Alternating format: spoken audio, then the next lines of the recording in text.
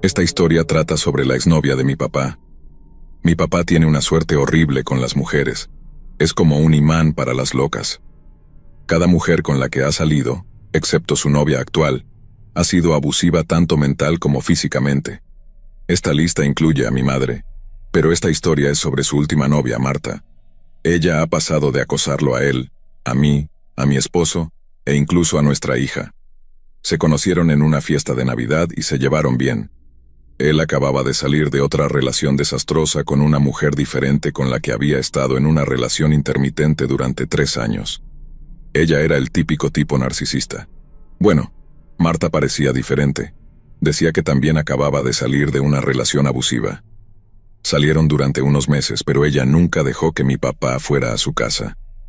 No le pareció raro hasta que recibió una llamada de un hombre que decía ser el esposo de Marta, y quería saber cómo conocía mi papá a su esposa. Al principio mi papá pensó que era su ex tratando de controlarla aún, pero las cosas empezaron a encajar. Finalmente confrontó a Marta, y ella le dio una historia triste sobre cómo su ex se negaba a firmar los papeles, pero que estaban separados. Mi papá investigó un poco e incluso habló con los padres de Marta en algún momento. Descubrió que no solo Marta seguía definitivamente casada, sino que ni siquiera estaba separada de su esposo. Según todos en su vida, ella estaba felizmente casada, y mi papá solo era un amigo, si es que sabían de su existencia. Por supuesto, él terminó con ella. Ella perdió el control. Empezó a aparecer en su trabajo, a llamarlo en medio de la noche y a enviarle más de 50 mensajes de texto al día. Todo eso. Mi papá se mudó 2 veces y cambió su número varias veces tratando de alejarse de ella, pero ella siempre lo encontraba. Llegaban cartas de amor por correo o ella llamaba y decía que iría a verlo. Luego consiguió mi número de teléfono. Probablemente fue después de que mi papá se mudó conmigo. Empezó a enviarme mensajes casi tan seguido como a él.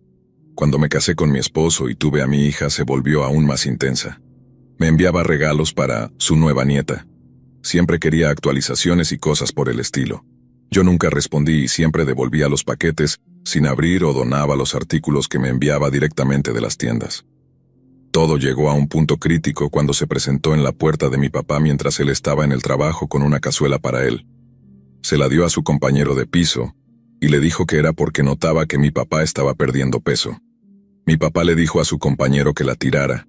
No quería arriesgarse a que estuviera envenenada, ya que acababa de solicitar una orden de restricción. Esa misma noche, Marta se presentó en mi apartamento mientras mi esposo trabajaba en el turno nocturno. Era pasada la 1 de la madrugada cuando empezó a golpear mi puerta. Me alegré de haber dejado a mi hija pequeña en casa de mis tíos cuando vi que era ella. Dejó un pan de plátano en mi puerta que tiramos tan pronto como mi esposo llegó a casa. La noche siguiente, dejé de nuevo a mi hija con mis tíos, por si acaso regresaba. Y regresó. Empecé a recibir mensajes de texto de ella mientras golpeaba la puerta. Quería ver a su nieta y pasar un tiempo de chicas conmigo. Lentamente, los mensajes se transformaron en demandas para que abriera la puerta. Llamé a la policía. Mientras hablaba con la operadora, mi vecino salió listo para enfrentarla. Le dijo que la policía venía en camino, ya que su esposa también estaba llamándolos. Marta se fue rápidamente hacia el parque al otro lado de la calle. La policía no la atrapó, pero la orden de restricción de mi papá fue concedida.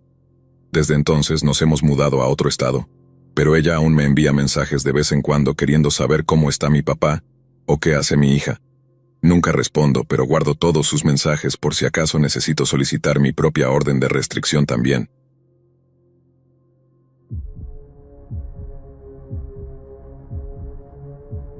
Tengo que disculparme de antemano. No soy la mejor contadora de historias. Voy a intentar mandarles todo tal cual como lo recuerdo. Mi hermano es un ávido usuario de YouTube y me dijo que debería publicar mi historia en este canal, así que aquí vamos. Solía salir con un chico llamado Nahuel en la secundaria. Ahora tengo 29 años y una hija de 9, así que esto debió haber sido hace 12 o 13 años aproximadamente. Supongo que fuimos el primer amor o relación seria del otro, e incluso llevábamos anillos de promesa, lo cual era algo bastante importante en ese entonces. Hablábamos de casarnos y de cómo sería nuestra vida juntos, básicamente las cosas que la gente dice o hace cuando han estado juntos durante un año siendo adolescentes. Como suele suceder, comenzamos a discutir y caímos en un ciclo de rupturas y reconciliaciones. Yo era inmadura y tonta, y terminé saliendo con otro chico durante uno de nuestros periodos de ruptura. Se volvió una situación de triángulo amoroso desordenado, y Nahuel y yo terminamos para siempre después de que elegí al otro chico. No es mi momento más orgulloso, pero tenía 17 años y era una idiota. Avanzamos algunos años y me hice una cuenta de Facebook. Un día, por curiosidad, busqué a Nahuel. Nos agregamos en Facebook y le envié un mensaje disculpándome por lo que había pasado entre nosotros. Ya estaba felizmente casada en ese momento y acabábamos de tener a mi hija. Nahuel se mostró amable al respecto y seguimos siendo amigos cordiales en redes sociales. En realidad, solo hablábamos para desearnos feliz cumpleaños o comentar esporádicamente en alguna publicación. Pasaron unos años más y Nahuel comenzó una relación con una mujer llamada Marisa. Me alegraba ver que él seguía adelante. Mi matrimonio no funcionó, pero estaba contenta con mi vida y con criar a mi hija sola. Durante una Navidad, encontré una vieja foto de Polaroid de Nahuel y yo, en una escapada a una cabaña que hicimos cuando éramos novios. Le envié un mensaje para contarle sobre la foto y recordarle lo bien que la habíamos pasado. No respondió, y esto fue antes de que existieran los sellos de visto, y luego descubrí que ya no estaba en mi lista de amigos. Unos meses después recibí un mensaje de Marisa. Básicamente me llamó prostituta y zorra, y me dijo que había visto el mensaje que le envié meses atrás. Me dijo que nunca volviera a contactarlo, y que necesitaba superarlo. También dijo que el brazalete de dijes que él me había regalado no era nada comparado con lo que él le compraba a ella y que yo era una aventura barata de secundaria. Dijo que los anillos de promesa de plata no eran nada, y que él le había comprado un hermoso anillo de compromiso de oro con varios diamantes. Bueno, no respondí. No mucho después me alejé de Facebook por un tiempo y luego creé un perfil nuevo, agregando solo a amigos cercanos y familiares. En los años siguientes, recibí solicitudes de amistad de personas que no conocía en todas mis redes sociales. Sabía que era ella, porque la primera cuenta que acepté por error me comenzó a enviar mensajes abusivos diciéndome que era una zorra promiscua y una atención hambrienta, que nunca encontraría el verdadero amor. Después de eso nunca volví a agregar a nadie que no conociera personalmente. No sé cómo lograba encontrar mis otras cuentas. Intentó agregarme en Instagram, Twitter. Incluso, de alguna manera, encontró mi número de teléfono y trató de agregarme a WhatsApp. Cuando surgió Snapchat, recibí una solicitud de un usuario que tenía el nombre de un amigo de Facebook como su nombre de usuario, y me enviaba fotos de las palabras zorra y puta escritas en cursiva sobre papel. Continué bloqueándola y sin mantener ningún contacto, porque honestamente no sentía que pudiera hacer otra cosa. Este año me uní a una aplicación de citas. En la primera semana de usarla conocí a un chico que pensé que era genial. Su nombre era Nate, y tenía varias fotos de él mismo. Era un tipo de aspecto promedio, así que no me pareció sospechoso que un chico guapo me estuviera hablando. Dijo que tenía un teléfono Android, así que no podíamos hacer videollamadas, pero podíamos hablar por teléfono. Definitivamente era la voz de un hombre. Estuvimos enviándonos mensajes mucho durante las siguientes semanas y las cosas parecían ir lo suficientemente bien como para programar un encuentro. Acordamos una hora y lugar. Una semana antes de la cita, me preguntó sobre mis relaciones pasadas. No le di mucha importancia cuando me preguntó sobre mi primera relación real. Parecía muy interesado en los detalles y me preguntó si aún tenía sentimientos por mi ex. Le aseguré que no, pero que tampoco lo odiaba porque fui yo quien arruinó la relación, y en realidad él era un buen tipo. Hablamos mucho sobre esa relación y luego él dijo que estaba deseando conocerme. Habíamos elegido encontrarnos en un café al aire libre, porque no me gustaba la idea de encontrarnos en mi casa sin conocer bien a este chico. Estaba muy emocionada. Era mi primera cita en mucho tiempo. Así que imagina mi confusión cuando veo a una mujer que me ve, sonríe y comienza a acercarse. Estaba demasiado sorprendida como para decir algo cuando se sentó, y sí, era Marisa. Tenía una expresión tan arrogante y me dijo, «Hola, cariño», mientras seguía sonriendo. Me confesó que era ella. En ese momento, sinceramente, solo quería saber por qué. ¿Qué le había hecho a esta mujer para que reaccionara así y para que invirtiera tiempo en hacerme todo esto? Básicamente, esto fue lo que me dijo. Hace casi 6 años, cuando ella y Nahuel empezaron a salir, él le contó todo sobre mí y sobre nuestra primera relación. Entró a su lista de amigos y me vio ahí. Revisó todas mis fotos y publicaciones, tratando de ver qué era lo que él vio en mí. Luego, cuando le envié el mensaje, lo confrontó y le preguntó por qué aún tenía fotos de nosotros y por qué me tenía en Facebook. Él me eliminó y le prometió no volver a hablar conmigo. Me dijo que me odiaba y que era una estúpida que ama jugar con las emociones de las personas y que quería darme una probada de mi propia medicina. Dijo que creó cuentas falsas para poder vigilarme y asegurarse de que no estuviera en la misma ciudad que ella y Nahuel. Yo vivo justo afuera de su ciudad, por cierto. Pasaba por los lugares donde yo decía que estaría para asegurarse de que él no se estuviera encontrando conmigo en secreto. Sabía dónde trabajaba a través de mi perfil de LinkedIn. Me contó que el tipo con el que hablé por teléfono como Nate era un amigo suyo que estaba metido en el plan y quería verme caer. Dijo que originalmente planeaba hacerme enamorar de Nate y luego engañarme, pero que no podía soportar esperar tanto. Sin embargo, la parte más perturbadora fue cuando habló sobre mi hija. Esta mujer se había obsesionado con mi hija. Estaba convencida de que compartía algunas de las características de Nahuel, y se obsesionó pensando que yo había tenido un hijo con él y que lo había mantenido en secreto. Me dijo que ni siquiera pensara en revelárselo de repente, en algún tipo de truco para volver con él, y que ella sería la única en darle un hijo. Estaba más allá de horrorizada. No es muy emocionante, pero lo único que recuerdo haber hecho fue levantarme de la mesa y decirle que nunca me volviera a contactar. Me subí al coche y me quedé en silencio un rato.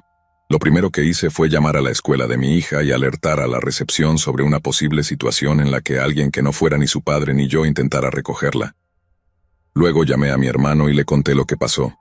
Me instó a llamar a la policía. Lo hice, pero terminé recibiendo toda la charla de que si no tenía pruebas documentadas de que era ella o que dijera esas cosas, no podían ayudarme. Han pasado 2 meses.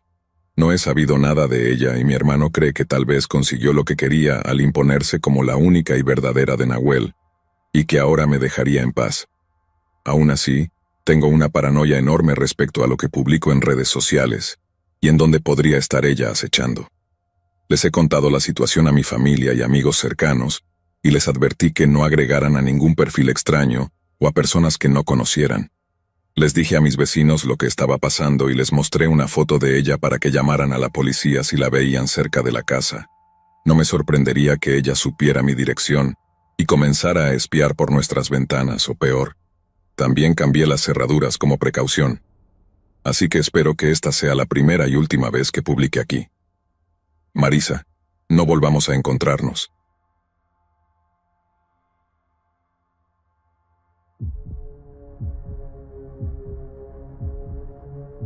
Voy a advertirles a todos de antemano. Esto puede ser un poco largo ya que tengo mucho que contar. Y bueno, ha pasado bastante con esta chica en el último año. Empezaré diciendo que estuve con ella, en una relación intermitente, durante casi 6 años. El hecho de que fuese una relación tan inestable debería haber sido una señal de que debía haber terminado hace mucho, pero constantemente la dejaba regresar a mi vida. Debería existir un subreddit llamado Las locuras que hizo mi exnovia o algo así. Si lo hay, por favor díganmelo, porque tengo suficientes historias sobre esta chica como para escribir un libro. Mejor aún, podría escribir una serie de televisión. En fin, empecemos con el acoso. Voy a comenzar dándoles algo de información sobre nuestra relación y lo que causó que termináramos. La llamaré Loca, porque eso es lo que es. Hace unos 2 años, Loca empezó a llamarme y mandarme mensajes después de que llevábamos casi 6 meses separados. Al principio decidí ignorarla porque sabía que si la dejaba regresar, las cosas se irían al diablo eventualmente. Sin embargo, una noche había estado bebiendo, y me entró esa sensación sentimental tonta. Así que decidí contestar uno de sus mensajes, y eso fue todo lo que necesitó. Comenzó a venir a mi casa y eventualmente volvimos a estar juntos. Estuvimos juntos por cerca de 7 meses antes de que finalmente me hartara de sus tonterías y la echara de mi apartamento. Era físicamente abusiva y un desastre mental. Si no la dejaba usar mi coche cuando quería, o darle dinero cuando me decía que lo necesitaba, o básicamente hacer lo que pedía, hacía un berrinche como una niña de 3 años y causaba más drama del que una persona puede soportar. Durante el tiempo que estuvimos juntos, Logró meterse en problemas serios cuando golpeó a un tipo en la cabeza con una jarra de cerveza en un bar al que íbamos seguido. Lo que realmente terminó con la relación fue cuando empezó a consumir metanfetaminas y traía esa porquería a mi casa. Traté de ayudarla, pero ella lo convirtió en algo contra mí, como si yo estuviera intentando cambiarla. Me rendí y le dije a su madre que viniera a llevarse a su hija de mi casa antes de que llamara a la policía y la hiciera sacar. Le dije que habíamos terminado y que no quería volver a saber de ella. En ese punto ya le había dado múltiples oportunidades para cambiar, pero ella se negaba y hacía ver como si yo fuera el problema. No importaba, yo ya había terminado. El problema era que ella no. El día que finalmente terminé con ella fue el comienzo de su acoso. Comenzó su ataque, creando un anuncio en Craigslist en la sección de acompañantes, usando una foto falsa y mi número de teléfono como contacto.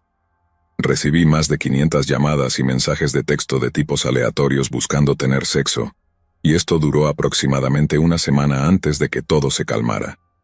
Como si eso no fuera suficiente, esa misma noche, mientras mi teléfono explotaba de mensajes y llamadas, veo al guardia de seguridad de mi complejo de apartamentos husmeando alrededor de mi coche, alumbrando con su linterna por las ventanas. Salgo y le pregunto, ¿hay algún problema? Él responde, recibí un reporte de que este auto está abandonado y debe ser retirado. Yo le digo, no lo está, es mi coche y vivo en ese apartamento de allá. Terminé teniendo que mostrarle mi título de propiedad y una licencia de conducir válida para evitar que este idiota llamara a una grúa y se llevara mi coche. Al día siguiente, sigo recibiendo una cantidad masiva de mensajes y llamadas durante toda mi jornada laboral, lo cual me estaba irritando muchísimo. Llego a casa después del trabajo, me siento a tratar de relajarme, y hay un golpe en la puerta. Miro por la mirilla, y veo a un tipo que nunca había visto parado afuera. No contesto, espero a que se vaya y luego miro por mi balcón y veo a este tipo en su teléfono parado justo afuera. Le grito, «Oye, ¿te puedo ayudar en algo?» Él responde, ¿está loca aquí? Y yo le digo, «No, ella es mi ex y la eché el otro día. Tal vez prueba en la casa de su mamá, donde está quedándose».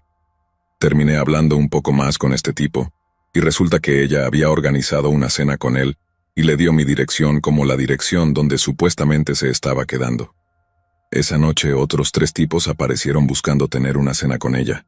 Al día siguiente, mientras estoy en el trabajo, comienza a enviarme mensajes, fotos del exterior de mi apartamento con mensajes como «Se siente una buena brisa en tu apartamento con la puerta del patio abierta. Y espero que tu perro encuentre el camino de regreso a casa. Se salió». Entonces, es innecesario decir que esto me estaba estresando mucho. Estaba casi seguro de que era mentira, pero siempre queda la posibilidad de que realmente hubiera entrado.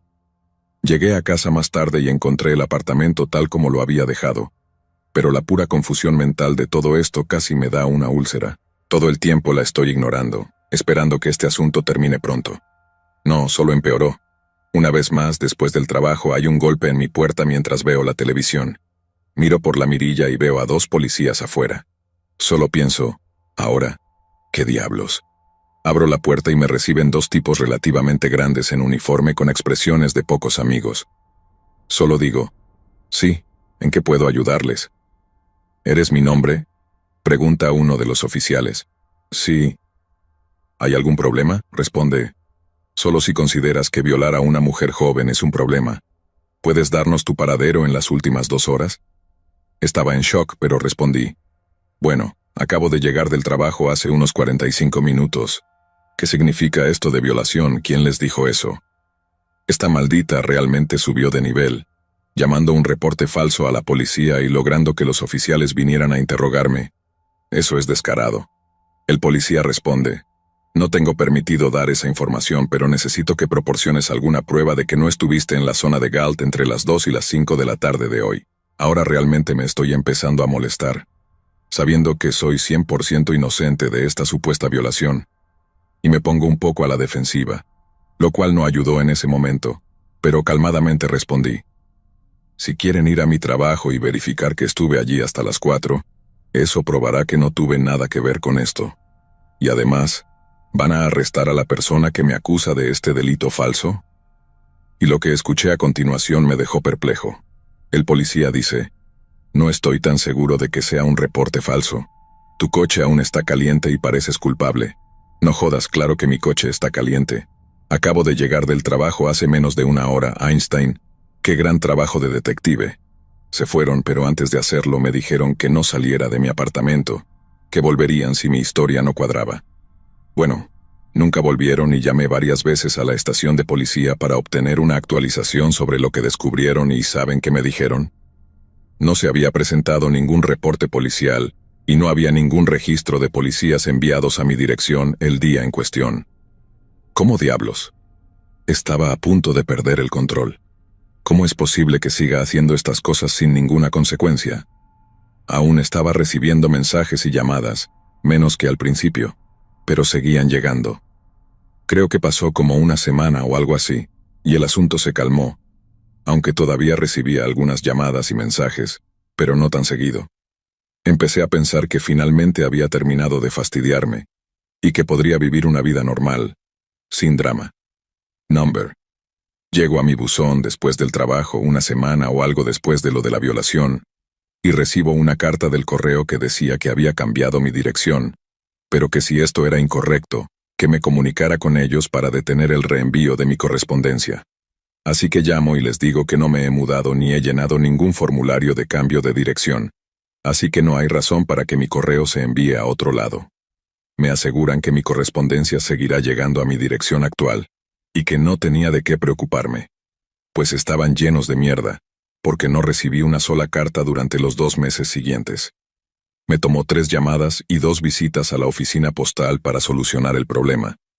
Si solo se tratara de mí, no me hubiera molestado tanto, pero una vez que mi correo fue reenviado a la dirección donde Loca lo estaba recibiendo, uso eso para obtener toda mi información de cuentas de luz, gas, teléfono, cable, auto y banca. Tengo una seguridad extra configurada en mi cuenta bancaria, así que estaba a salvo y mis pagos del coche estaban cubiertos, pero logró desconectar mi cable, electricidad y gas. Ella también logró hacer cambios en mi cuenta de teléfono. Empecé a recibir llamadas de mi compañía telefónica diciéndome que se aplicarían cambios en mi cuenta si no confirmaba, y estaba furioso. Terminé pagando más de $300 en tarifas para volver a activar mis cuentas de gas y electricidad, principalmente porque mi complejo de apartamentos pagó los saldos pendientes en ambas cuentas, y me pasó esa deuda. Esta situación ya estaba volviéndose demasiado. Intenté llamar a la policía y solo me preguntaron si había obtenido una orden de restricción. Les expliqué que había tratado, pero ella continuaba evitando ser notificada, y después de un tiempo, si no se le entrega, la orden de restricción queda sin efecto. Su respuesta fue: no podemos ayudarte. Genial, muchas gracias. No pueden ayudarme, pero sí pueden seguir un reporte policial falso y luego ignorarlo como si no hubiera pasado nada. Increíble el apoyo de la policía aquí. Sin embargo, finalmente tuve un respiro. Si recuerdan, ella fue arrestada por golpear a un tipo en la cabeza con una jarra de cerveza, ¿cierto? Bueno, finalmente fue condenada y le dieron 3 meses de cárcel. 3 malditos meses. ¿Es en serio?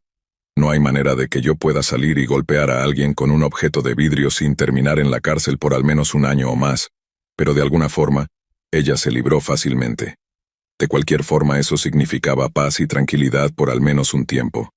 Estuve revisando su estatus en la cárcel en línea de vez en cuando para asegurarme de que seguía encerrada, y un día vi que había sido liberada 2 días antes. En mi cabeza grité: «¡Maldición!», tan fuerte como humanamente posible, y empecé a sentir paranoia sobre lo que esta chica podría hacer ahora. Pasaron semanas y nada. Finalmente parecía que había terminado, que se había rendido. O eso pensé. Hace unas semanas todo empezó de nuevo con un mensaje de texto. Era una foto de una prueba de embarazo que mostraba positivo. Venía de un número que nunca había visto, así que no estaba seguro de quién era. Pero tenía mis sospechas. Sospechando que era ella, le respondí: «Jajaja, finalmente, cualquier lazo que tenía contigo se rompió.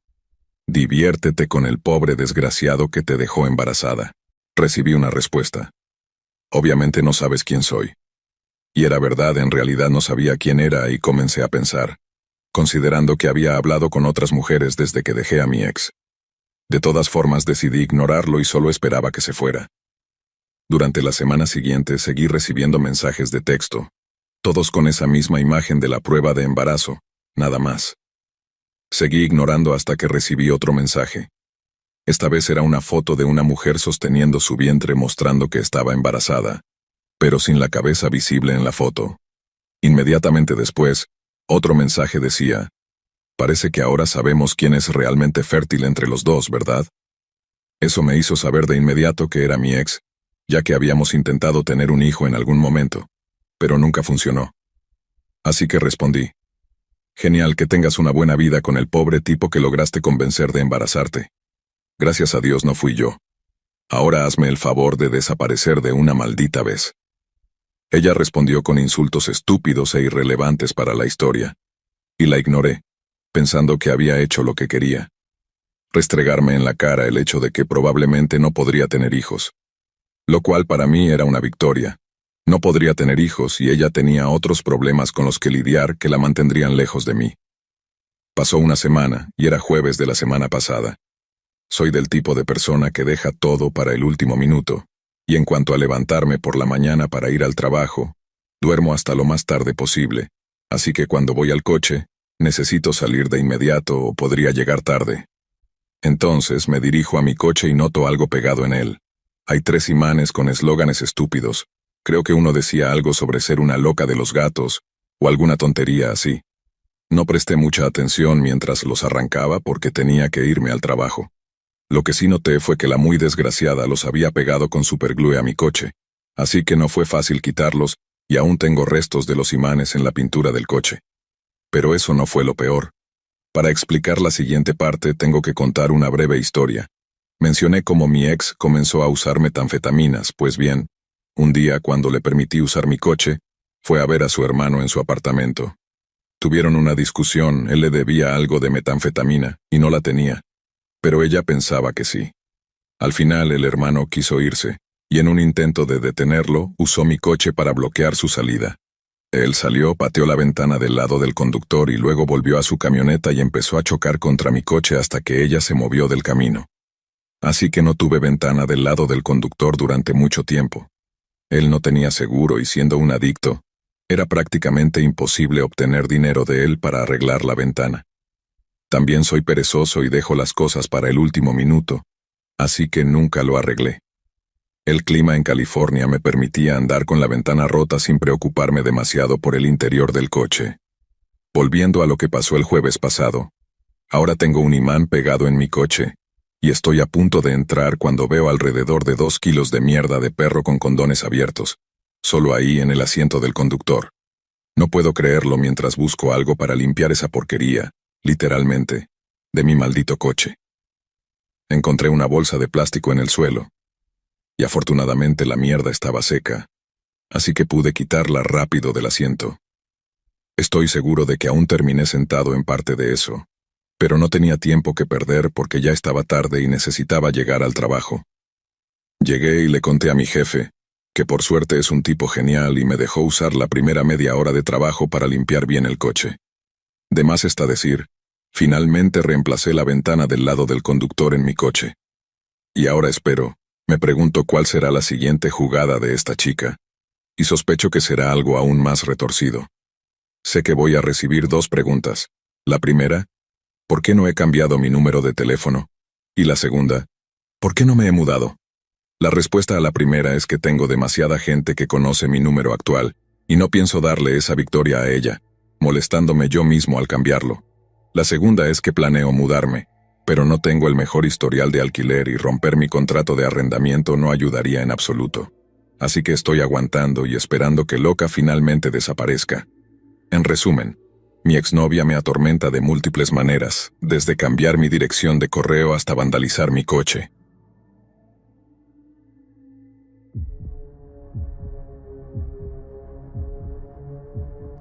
Hola, me llamo Alicia. No voy a sentarme aquí a decirte que volver con un exnovio es algo malo. De hecho, estoy viviendo con mi ex ahora, y en realidad soy muy feliz. Pero hay momentos en los que no todo es tan alegre. Hay encuentros con los ex que pueden salir muy mal. Y hoy te contaré sobre uno de ellos. Todo comenzó hace varios años. Había pasado un tiempo desde que terminé mi relación con Derek. Fue una separación difícil. Estuvimos juntos mucho tiempo, y separarnos fue horrendo. Pero al final ambos aceptamos que era lo mejor para los dos, o al menos eso pensaba yo. Un año después de la separación, comencé a recibir mensajes de texto de un número desconocido. Al principio pensé que solo era un error, tal vez alguien que tenía el número equivocado. Pero los mensajes seguían llegando y pronto me di cuenta de que eran de Derek. Al principio los mensajes eran inocentes, cosas como, «Hola, ¿cómo estás?» y «He estado pensando en ti». Pero pronto se volvieron más incómodos. Mensajes sobre cuánto me extrañaba, sobre cuánto lamentaba cómo terminaron las cosas. Me sentí mal, pero intenté ignorarlos, esperando que Derek eventualmente se cansara y me dejara en paz. Sabía que él no tenía malas intenciones hacia mí, siempre fue una buena persona, pero debía entender cuándo parar. Sin embargo, eso no sucedió. Los mensajes se volvieron más insistentes y más intrusivos.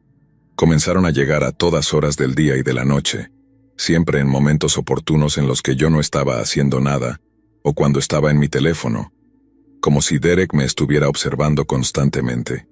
Intenté bloquear su número, pero cada vez que lo hacía simplemente usaba otro número para contactarme. Empecé a sentirme irritada. Aún quería a Derek, pero ya no de esa manera. No importaba a dónde iba o qué hacía. Él siempre parecía estar ahí acechándome en las sombras. Empecé a perder el sueño, a sentirme constantemente nerviosa y ansiosa. Mis amigos intentaron ayudarme, pero no había mucho que pudieran hacer. Derek era persistente, y sentía que nada de lo que le escribiera lo detendría. Finalmente decidí confrontarlo. Sabía que no estaba en peligro, ya que Derek realmente era una buena persona, así que decidí ser lo más directa posible por el bien de ambos. No podía seguir escondiéndome y esperando que desapareciera. Tenía que enfrentarlo de una vez por todas para poner fin a esta pesadilla. Quedamos de vernos en una cafetería, un lugar neutral donde pudiera confrontarlo sin sentirme demasiado vulnerable.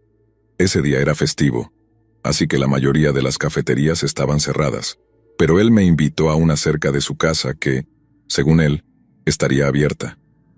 Cuando llegué, lo vi sentado en una esquina, mirándome con una expresión un tanto obsesiva.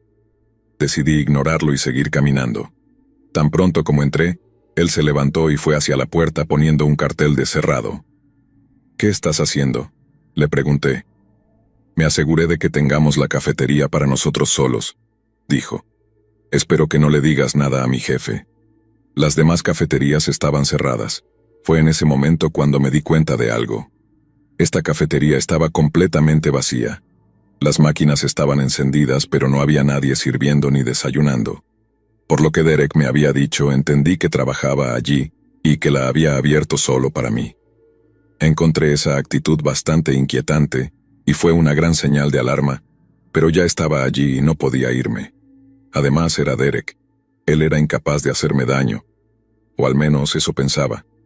Nos sentamos en una mesa apartada y en cuanto abrió la boca supe que algo no estaba bien. Empezó a mirarme con la mirada perdida y a decir cosas que no tenían sentido, tratándome como si nunca hubiéramos roto, como si aún fuera su novia. Intenté mantener la compostura, tratando de razonar con él, de hacerle entender que nuestra relación había terminado y que debía dejarme en paz. Pero él se negó a escucharme, aferrándose desesperadamente a la idea de que todavía podíamos estar juntos, que nuestro amor era indestructible. Fue entonces cuando las cosas comenzaron a ponerse realmente aterradoras. Empezó a hablar sobre cómo estaríamos juntos para siempre, cómo haría cualquier cosa para mantenernos unidos, incluso si eso significaba lastimar a quienes se interpusieran en nuestro camino.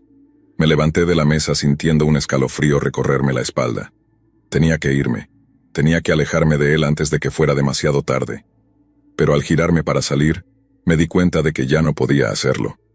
Derek estaba parado frente a mí con una sonrisa torcida en su rostro. Sus ojos brillaban con una luz enfermiza y me miraban salvajemente. «No puedes escapar de nosotros. Estaremos juntos para siempre, tú y yo, en la vida y en la muerte». Corrí hacia la salida gritando y pidiendo ayuda desesperadamente, pero nadie venía a ayudarme, y entonces sucedió lo inevitable. Sentí una mano fría y húmeda cerrarse sobre mi hombro, deteniéndome en seco. Me giré lentamente, temblando de miedo, y me encontré con los ojos vacíos de Derek, que me miraban con una intensidad escalofriante. Te dije que no podías escapar del verdadero amor, y en un instante sentí un pañuelo húmedo sobre mi nariz. Comencé a sentirme mareada y todo se volvió negro. Desperté en una habitación oscura y húmeda, con el sonido de gotas cayendo a mi alrededor. El lugar estaba sucio y las paredes estaban cubiertas de moho debido a la humedad. Intenté levantarme, pero descubrí que estaba atada a una silla, mis manos y pies sujetos fuertemente con cuerdas desgastadas. Entonces lo vi. Derek estaba de pie frente a mí con una mirada salvaje y desequilibrada en sus ojos. Sostenía un cuchillo en su mano, la hoja brillando débilmente en la penumbra de la habitación. Ahora estaremos juntos para siempre. Nada ni nadie podrá separarnos. Bienvenida a casa. Intenté gritar, luchar para liberarme de las ataduras, pero fue inútil. Recuerdo que creí que estaba atrapada, a merced de un hombre que había perdido completamente la razón. Derek acercó su cuchillo a mi cuerpo y me dijo que nunca me haría daño, que el cuchillo era solo en caso de que quisiera escapar. Y así fue como mi vida cambió para siempre. ¿Recuerdas que te dije que ahora vivo con mi ex? Bueno, este es Derek. Hoy estamos mucho mejor. No estoy de acuerdo con que me haya secuestrado, pero en cierta forma estoy agradecida con él. Fue la única forma en que pude conocer el amor verdadero. Pasaron algunos años y nadie vino por mí. Al principio estaba triste y asustada, pero hoy me doy cuenta de que es una bendición. Derek es muy bueno y me da todo lo que necesito. No necesito salir, no necesito tener una vida y conocer a más personas. Derek es todo lo que necesito. ¿Qué estás haciendo, cariño?, pregunta Derek. Solo escribiendo otra historia. Me alegra, siempre fuiste una buena escritora. Me gustaría leerla cuando termines. Claro, amor. Oye, ¿crees que hoy podría salir a la plaza? Me gustaría tomar un poco de aire. Sabes que no puedo dejarte hacer eso. Si lo hago, la gente se daría cuenta de que vivimos en este lugar abandonado. Además, podrías escapar y ninguno de los dos quiere eso, ¿verdad?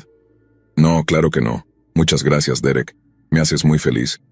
Y tú me haces feliz a mí.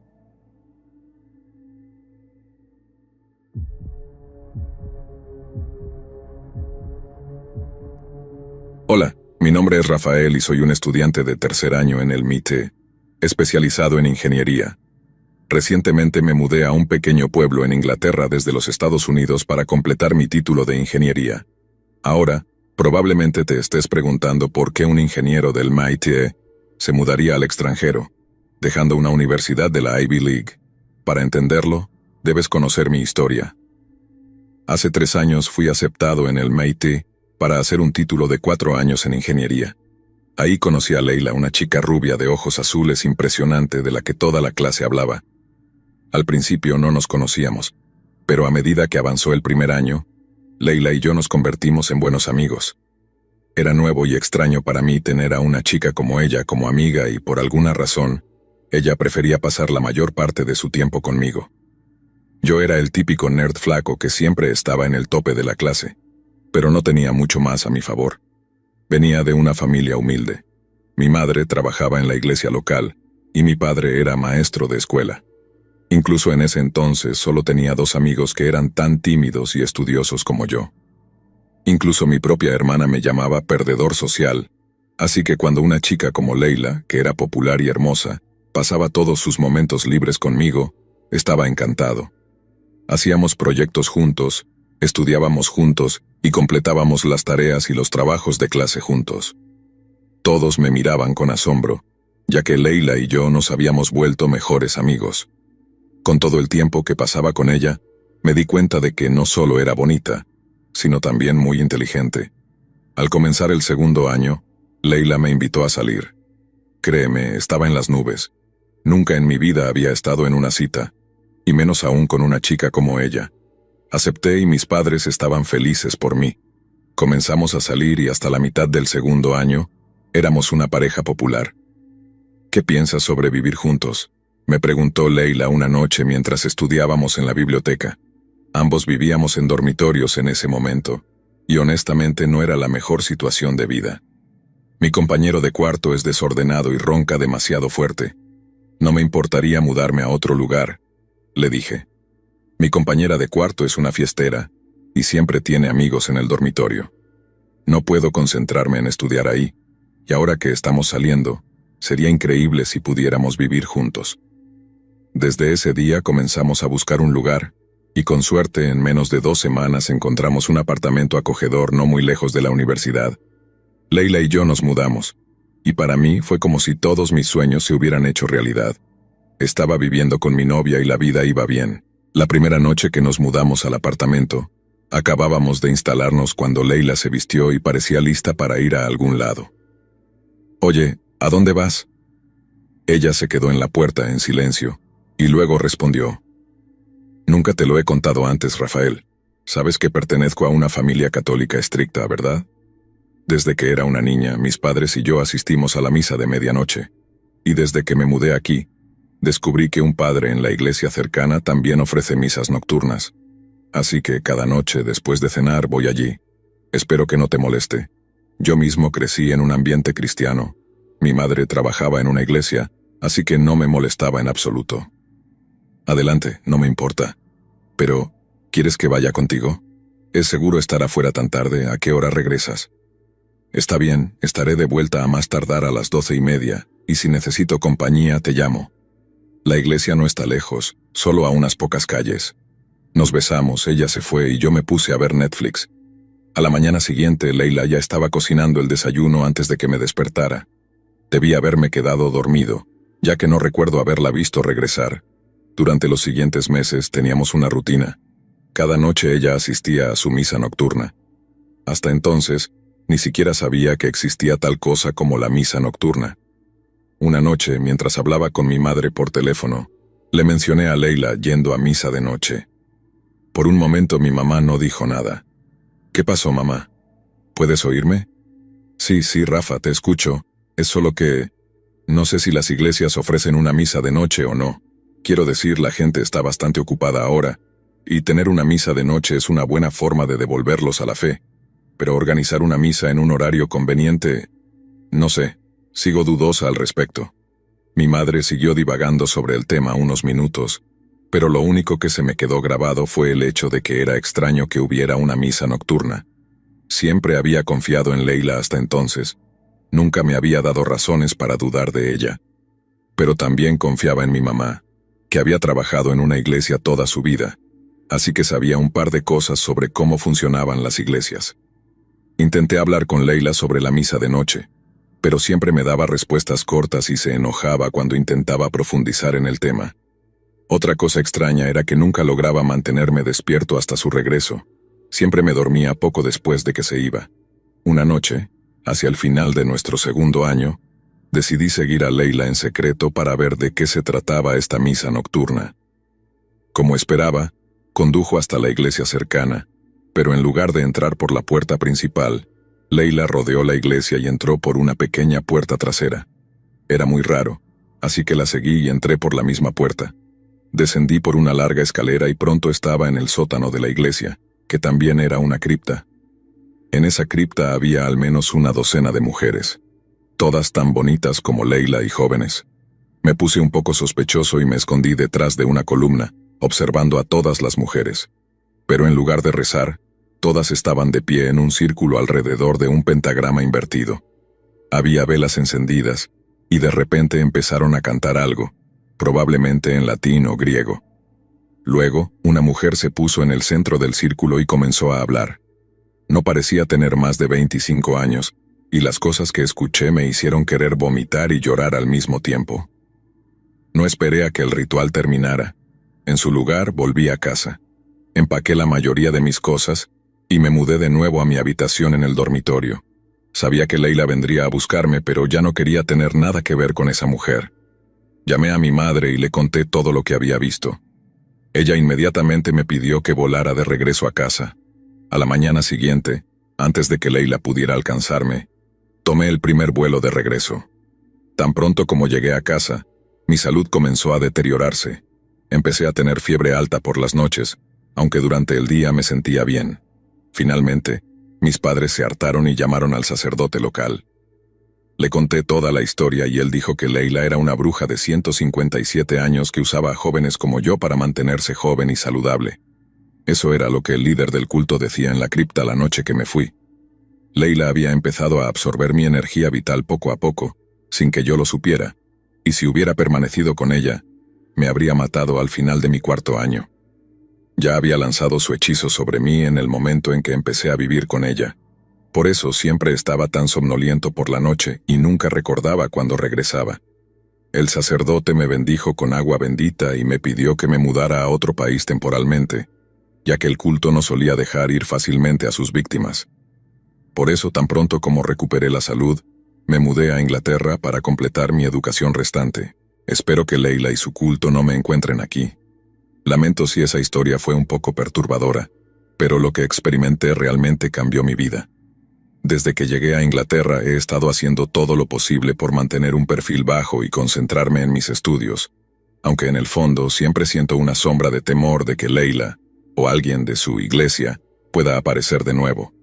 Al llegar a Inglaterra me inscribí en el programa de intercambio que me permitió continuar mis estudios en una universidad local, mientras completo mi grado del MIT a distancia. Al principio me sentí un poco aislado, pues no conocía a nadie y me faltaban las caras familiares de amigos y compañeros, pero con el tiempo logré hacer algunos amigos entre mis compañeros de clase y comencé a integrarme un poco más en el pequeño pueblo. Al estar lejos de Leila y de todo lo que viví en ese extraño año con ella, mi salud ha mejorado notablemente. Las fiebres nocturnas cesaron y la fatiga desapareció gradualmente. Me siento cada día más fuerte, como si me estuviera liberando de algo oscuro que había cargado sin saberlo. A veces pienso en lo cerca que estuve de quedarme y de terminar quién sabe cómo, atrapado en esa situación. Sin embargo, hay días en los que no puedo evitar revisar mis redes sociales o mis correos electrónicos con cautela, con la esperanza de no encontrar ningún mensaje extraño o solicitud de amistad desconocida. He cambiado mis cuentas y he aumentado la privacidad en todos mis perfiles para evitar ser localizado. Mi familia también me mantiene informado de cualquier cosa sospechosa que ocurra cerca de nuestro hogar en Estados Unidos. Hasta ahora, no ha habido señales de Leila o su culto, pero sigo alerta, pues no puedo confiarme. Con el paso del tiempo, he comenzado a retomar una vida más normal, aunque siento que esta experiencia me ha marcado profundamente. Hay días en los que me pregunto si mi vida alguna vez volverá a sentirse completamente segura y tranquila, sin esa sensación de amenaza latente. De cualquier modo, me esfuerzo en concentrarme en mis estudios y en construir un futuro sin el temor que Leila dejó en mí. Inglaterra ha sido un refugio inesperado, y aunque no sé qué me espera en el futuro, estoy agradecido por haber encontrado un lugar en el que puedo, al menos por ahora, sentirme a salvo.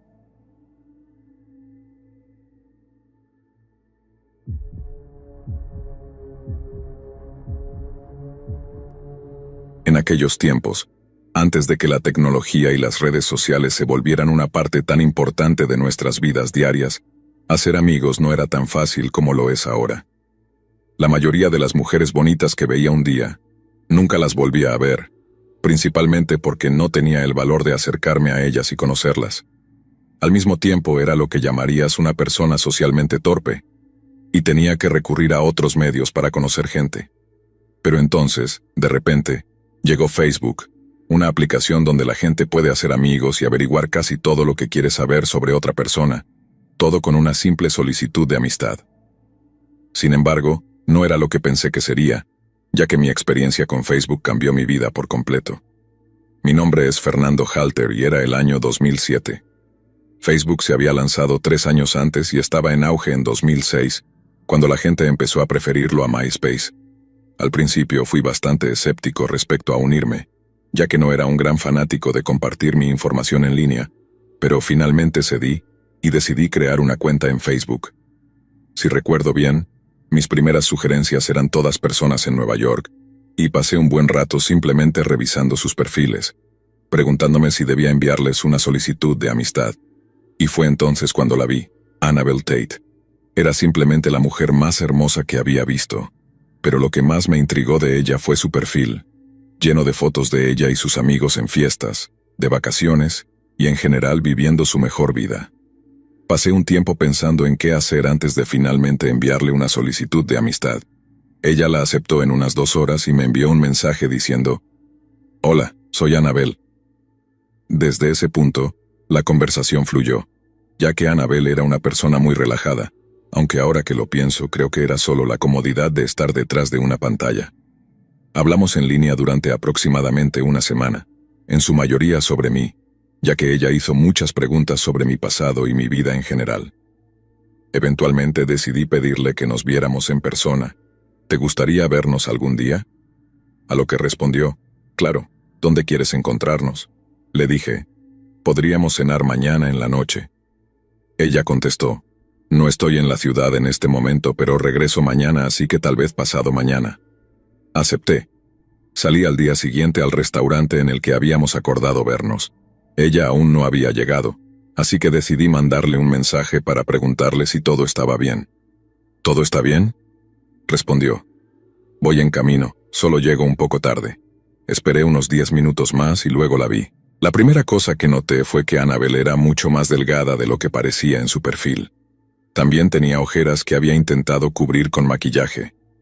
Se acercó a mí y se sentó en la mesa antes de sonreír y decir, «Hola».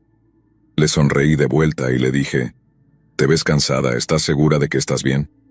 Ella rió mientras tomaba el menú y llamaba al mesero. Annabelle era tan relajada y despreocupada en persona como lo era en línea. Hablamos de muchas cosas esa noche, pero durante casi toda la noche no pude quitarme la sensación de que algo andaba mal con Annabelle. Así que le dije, «Escucha, ¿estás segura de que estás bien? Si no tienes ganas de salir, podríamos pasar el rato en mi casa o podría llevarte a la tuya».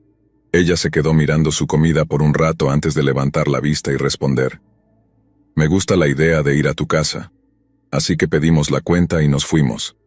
Seguimos hablando mientras caminábamos hacia mi apartamento. Entramos y le dije a Annabelle que se pusiera cómoda mientras le preparaba una bebida. Le hice un gin tonic y regresé de la cocina para ver a Annabelle de pie, jugando con sus pulgares, como si estuviera nerviosa. Así que le dije, «Sé que dijiste que todo está bien, pero ¿estás segura de que estás bien?». Ella negó con la cabeza y respondió, «Mira, Tim, eres un tipo muy amable. Pero si vamos a seguir con lo que sea que esto sea, hay algo que necesitas saber». Me acerqué a ella mientras mi mente corría pensando en lo que estaba a punto de decirme. «Probablemente ya notaste que me veo diferente de mi perfil.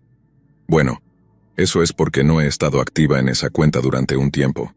Y la razón por la que no he estado activa es porque he estado realmente enferma, y la vida ha sido una mierda últimamente. No sé cuánto tiempo más me queda, o si siquiera me queda tiempo». Ahora estaba llorando, pero todo en lo que podía pensar era en cómo su perfil había logrado pintar una imagen completamente falsa de quién era ella. Continuó diciendo, «Mi familia me ha estado diciendo que no es el final y que debería seguir intentando ser yo misma. Y por eso acepté tu solicitud de amistad. Simplemente no quiero que te hagas ilusiones». Seguía llorando, así que me acerqué y le di un abrazo.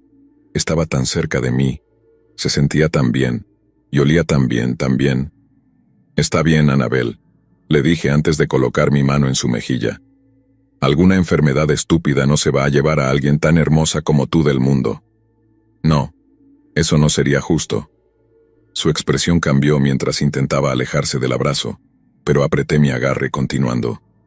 «Realmente nunca pensé que sería tan fácil conseguir que una mujer tan hermosa como tú estuviera sola en mi casa. Usualmente es tan difícil tener que seguirlas o simplemente tomar a alguna que no conozco, con ellas llorando y gritando todo el tiempo». Nunca olvidaré la sensación que tuve al ver la expresión de realización en el rostro de Annabelle mientras hablaba. La preocupación y el miedo eran como nada que hubiera visto antes. Intentó golpearme, pero fue inútil mientras la arrastraba y la mantenía en el sofá. Y fue entonces cuando empezó a gritar. Le agarré la garganta y presioné tan fuerte mientras decía, «Deja de gritar, Annabelle. No te preocupes, no tendrás que preocuparte más sobre cuánto tiempo te queda de vida».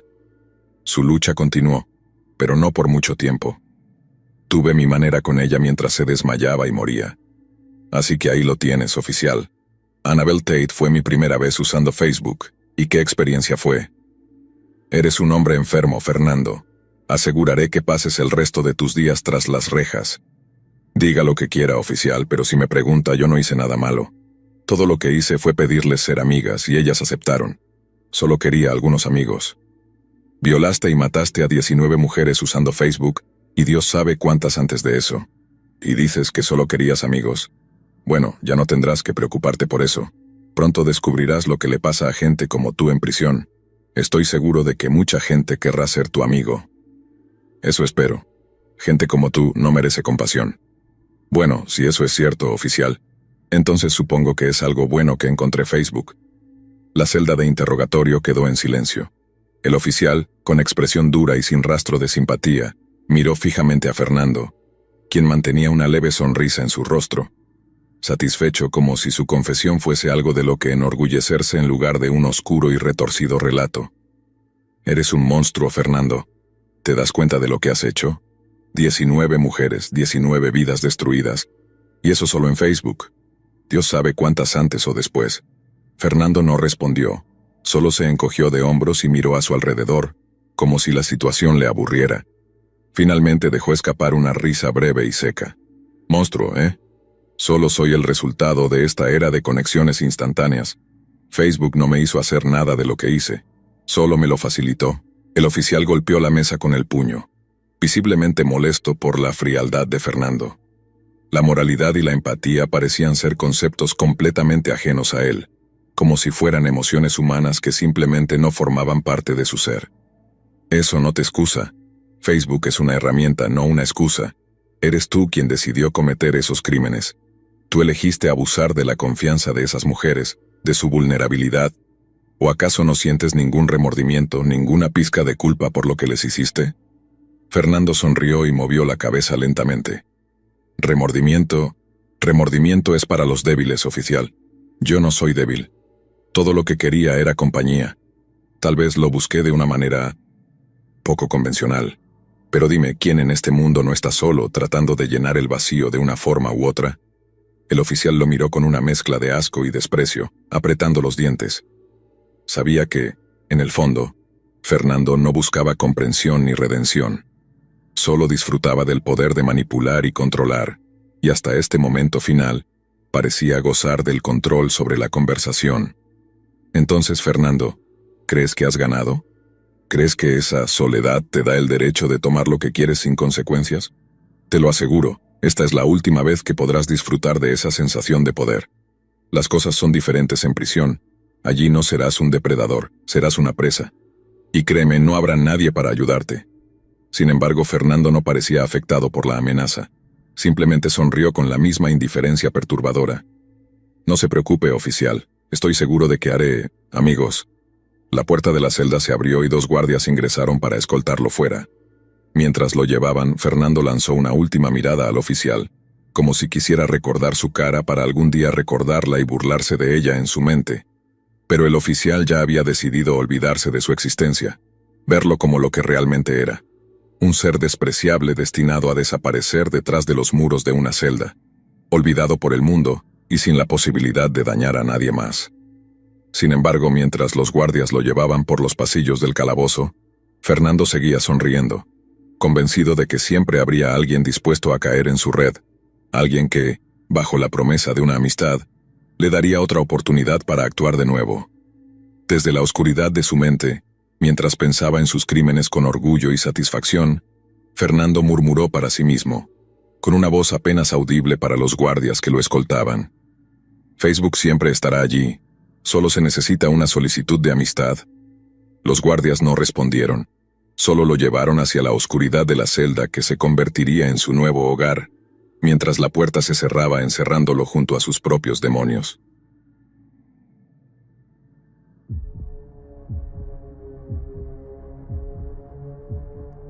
Nunca pensé que mi exnovio fuera así.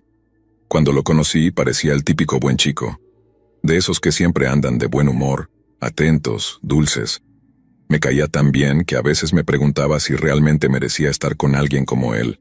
Mi familia lo adoraba, mis amigos lo respetaban y yo estaba totalmente convencida de que él era todo lo que necesitaba. Era mi primer amor, y estaba segura de que me había tocado la suerte de la vida. Estuvimos juntos por años, y durante la mayor parte del tiempo él seguía siendo ese chico amable y alegre que todos querían. Pero todo cambió, poco a poco. Al principio eran cosas pequeñas, gestos que no entendía o frases que me dejaban confundida, comentarios cortos y a veces hirientes que se quedaban ahí, rebotando en mi cabeza por días. Yo los ignoraba, Pensaba que tal vez estaba pasando por un mal momento, o que tenía problemas de los que no me había contado. Lo justifiqué 1000 veces porque, ¿cómo no iba a hacerlo? Estaba enamorada. Pero con el tiempo esa sonrisa suya se fue volviendo amarga, sus palabras dejaron de ser cariñosas y su paciencia se esfumó. Hubo un momento, un día específico, en que sentí por primera vez un miedo verdadero estando a su lado. Recuerdo estar en la cocina, cortando unas verduras mientras preparaba la cena para los dos. Él llegó tarde, venía con cara de pocos amigos y un tono que me erizó la piel. Me preguntó algo insignificante, y yo respondí sin pensar demasiado, con ese tono despreocupado que siempre habíamos tenido. Pero esta vez no funcionó. Su expresión cambió al instante. Se volvió tan oscuro, tan frío, que el aire en la cocina se hizo pesado. Me miró como si no me conociera, y me dijo algo tan terrible que hasta hoy lo siento resonar en mi cabeza. Si vuelves a responderme así, verás lo que soy capaz de hacer. Y no dijo nada más, solo se fue dejándome paralizada, sin siquiera el valor de preguntarle qué había querido decir. Desde entonces fue como si algo se hubiera roto entre nosotros. Comenzaron las peleas, los gritos y los golpes. Yo no me atrevía a contarle a nadie. Mis hermanas, que siempre habían sido mis confidentes, empezaron a notar mi cambio. Se dieron cuenta de que no salía tanto, de que estaba nerviosa y de que incluso les mentía para evitar que vieran los moretones. Pero no podía esconderlo para siempre. Una tarde, mis 2 hermanas, Carla y Mariana, vinieron a visitarme sin avisar. Fue cuando lo supieron todo. Carla, la mayor, tenía un temperamento fuerte y, aunque trató de no reaccionar en el momento, me agarró del brazo y con la voz quebrada, me dijo que no iba a permitir que me quedara ahí, soportando algo así. Me dijo que teníamos que denunciarlo, que él no podía quedarse impune, y yo entre lágrimas le prometí que iba a salir de esa relación. Quería salir, quería ser libre, pero él no me dejaba ir. Esa noche, después de que Carla y Mariana se fueron, él llegó. No sé cómo supo lo de la visita ni qué había escuchado, pero entró enfurecido, con una rabia en los ojos que me hizo sentir que no iba a salir viva de esa casa. Me gritó que yo le pertenecía, que mis hermanas no tenían derecho a meterse en nuestra vida, y que si volvían a aparecer por ahí, me arrepentiría. Nunca había visto tanto odio en una sola persona, y por primera vez tuve miedo de verdad, un miedo tan profundo que me dejó paralizada. Al día siguiente mis hermanas volvieron. Ellas no iban a dejarme sola, y en el fondo, yo sabía que él se presentaría en cualquier momento, que esto solo podría terminar de una manera. Pero me quedé en silencio mientras Carla y Mariana hablaban sobre los planes para irnos lejos, para empezar de nuevo. Sabía que él estaba en el trabajo, o al menos eso quería creer. Pensé que tendríamos tiempo de salir antes de que él volviera, pero entonces escuchamos la puerta. Él entró a la casa, y al verme acompañada de mis hermanas, su rostro se transformó. Era como si estuviera viendo a un extraño. Se lanzó sobre mí, y cuando Carla intentó detenerlo, todo se desató en cuestión de segundos. No entendí lo que estaba pasando hasta que vi el cuchillo. Todo se volvió confuso. Un torbellino de gritos, de forcejeos, de sangre. Grité con todas mis fuerzas intentando detenerlo, pero era inútil. Carla, Mariana, mis hermanas, pelearon por mí hasta el final, y yo no pude hacer nada para salvarlas. Las vi caer, vi cómo su vida se apagaba frente a mis ojos, y todo porque decidieron protegerme. Nunca podré olvidar la expresión en sus rostros, la mezcla de miedo y de amor mientras sus cuerpos caían al suelo. Ese fue el precio de mi silencio, el precio de no haber sido lo suficientemente valiente para irme antes, para pedir ayuda antes. Hoy él está en prisión, pero eso no me da paz. No me devuelve a mis hermanas, no llena el vacío que dejó en mi vida, y sé que algún día saldrá, que la justicia puede fallar, que él podría volver a caminar libremente en este mundo. Y ese día, si sucede, yo estaré lista, porque esta vez no me quedaré de brazos cruzados. Esta vez seré yo quien se encargue de que pague. Haré que sienta todo el dolor, el miedo, el horror que él sembró en mi vida. Si vuelve a pisar la calle lo encontraré y esta vez él sabrá lo que significa el verdadero terror.